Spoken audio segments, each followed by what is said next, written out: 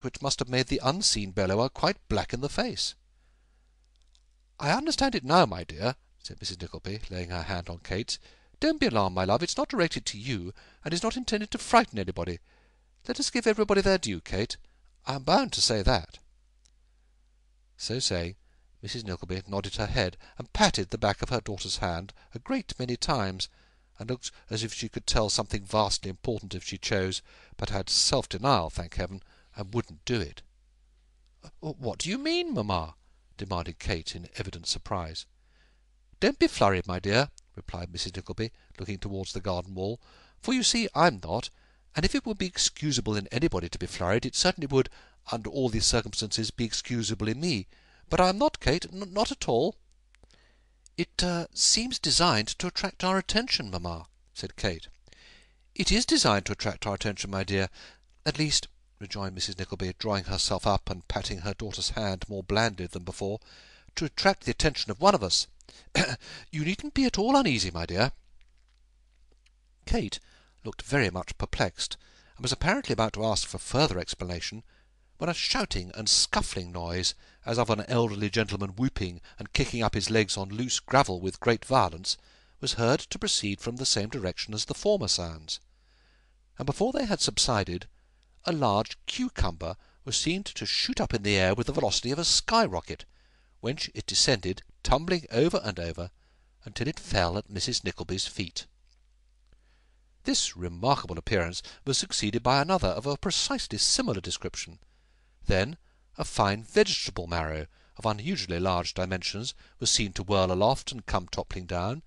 Then several cucumbers shot up together, and finally the air was darkened by a shower of onions, turnip radishes, and other small vegetables, which fell rolling and scattering and bumping about in all directions. As Kate rose from her seat in some alarm and caught her mother's hand to run with her into the house, she felt herself rather retarded than assisted in her intention, and following the direction of Mrs. Nickleby's eyes, was quite terrified by the apparition of an old black velvet cap, which by slow degrees, as if its wearer were ascending a ladder or pair of steps, rose above the wall dividing their garden from that of the next cottage, which, like their own, was a detached building, and was gradually followed by a very large head and an old face, in which were a pair of most extraordinary grey eyes, very wild, very wide open, and rolling in their sockets with a dull, languishing, leering look, most ugly to behold. "Mamma!" cried Kate, really terrified for the moment. "Why do you stop? Why do you lose an instant? Mamma, pray come in." "Kate, my dear," returned her mother, still holding back, "how can you be so foolish? I'm ashamed of you. How do you suppose you're ever to get through life if you're such a coward as this?" "What do you want, sir?" said Mrs. Nickleby, addressing the intruder with a sort of simpering displeasure. "How dare you look into this garden?" "Queen of my soul," replied the stranger, folding his hands together, "this goblet sip—" "Nonsense, sir," said Mrs. Nickleby. "Kate, my love, pray be quiet." "Won't you sip the goblet?" urged the stranger, with his head imploringly on one side and his right hand on his breast. "Oh, do sip the goblet." "I shall not consent to do anything of the kind, sir," said Mrs. Nickleby. "Pray begone." "Why is it," said the old gentleman, coming up a step higher and leaning his elbows on the wall with as much complacency as if he were looking out of a window, "why is it that beauty is always obdurate, even when admiration is as honourable and respectful as mine?" Here he smiled, kissed his hand, and made several low bows. "Is it owing to the bees, who, when the honey season is over, and they are supposed to have been killed with brimstone, in reality fly to Barbary and lull the captive Moors to sleep with their drowsy songs? Or is it," he added, dropping his voice almost to a whisper, "in consequence of the statue at Charing Cross having been lately seen on the Stock Exchange at midnight, walking arm in arm with the pump from Aldgate in a riding habit?" "Mamma," murmured Kate, "do you hear him?" "Hush, my dear," replied Mrs. Nickleby, in the same tone of voice. "He's very polite, and I think that was a quotation from the poets. Pray don't worry me so. You'll pinch my arm, back black and blue. Go away, sir." "Quite away?" said the gentleman, with a languishing look. "Oh, quite away?" "Yes," returned Mrs. Nickleby, "certainly. You have no business here. This is private property, sir. You ought to know that."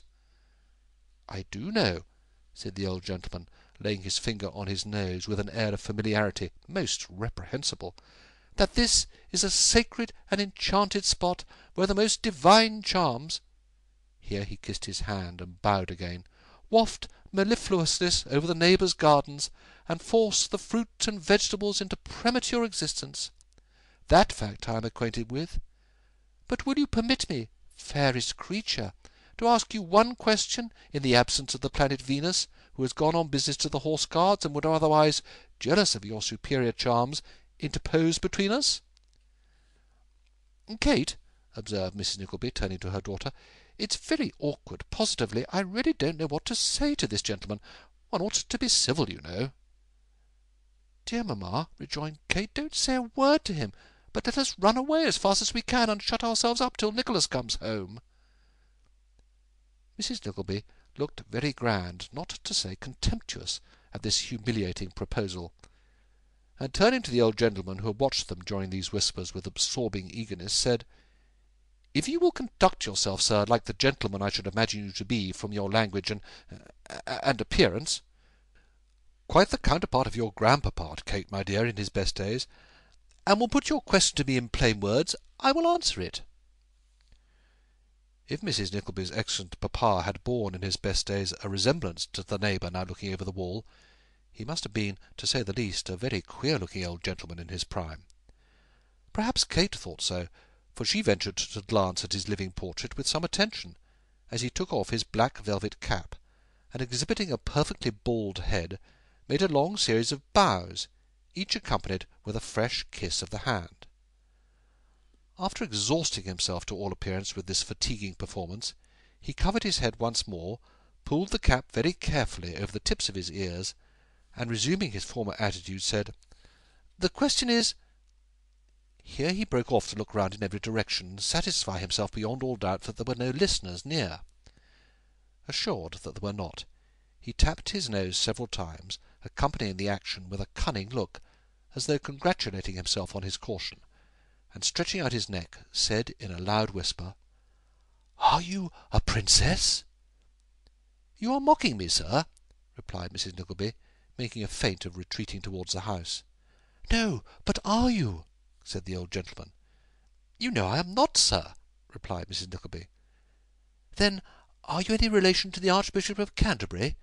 inquired the old gentleman with great anxiety, "or to the Pope of Rome, or the Speaker of the House of Commons?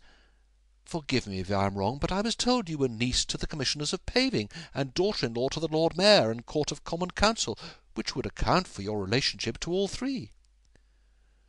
"Whoever has spread such reports, sir," returned Mrs. Nickleby with some warmth, "has taken great liberties with my name, and one which I am sure my son Nicholas, if he was aware of it, would not allow for an instant." "The idea!" said Mrs. Nickleby, drawing herself up. "Niece to the Commissioners of Paving!" "Pray, mamma, come away," whispered Kate. "Pray, mamma, nonsense, Kate," said Mrs. Nickleby angrily.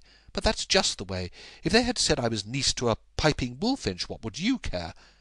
"But I have no sympathy," whimpered Mrs. Nickleby. "I don't expect it, that's one thing."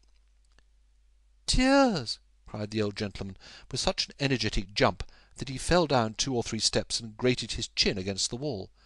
"Catch the crystal globules, catch 'em, bottle 'em up, cork 'em tight, put sealing wax on the top, seal 'em with a cupid, label 'em best quality, and stow 'em away in the 14 bin with a bar of iron on the top to keep the thunder off." Issuing these commands, as if there were a dozen attendants all actively engaged in their execution, he turned his velvet cap inside out, put it on with great dignity so as to obscure his right eye and 3/4 of his nose, and sticking his arms akimbo, looked very fiercely at a sparrow hard by till the bird flew away, when he put his cap in his pocket with an air of great satisfaction, and addressed himself with respectful demeanour to Mrs. Nickleby. "Beautiful madam," such were his words, "if I have made a mistake with regard to your family or connections, I humbly beseech you to pardon me. If I suppose you to be related to foreign powers or native boards, it is because you have a manner, a carriage, a dignity, which you will excuse my saying that none but yourself with the single exception perhaps of the tragic muse when playing extemporaneously on the